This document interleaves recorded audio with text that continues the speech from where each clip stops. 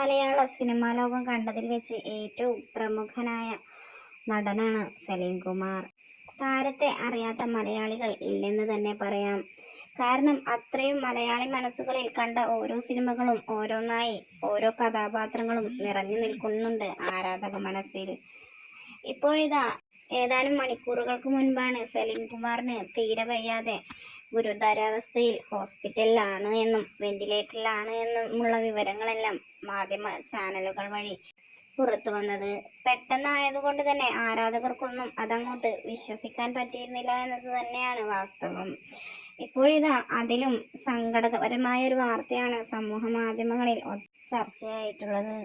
സലീം കുമാർ അന്തരിച്ചു എന്ന വാർത്ത മലയാളികൾക്ക് ഒന്നടങ്കം വിശ്വസിക്കാനാവാത്ത ഒരു കാര്യം തന്നെയാണ്. അഭിനയിച്ച ഓരോ സിനിമകളിലെയും ഓരോ കഥാപാത്രവും കണ്ട പ്രേക്ഷകരുടെ മനസ്സിൽ അധികം മായാതെ കിടക്കുന്ന ഒന്ന് തന്നെയാണ്.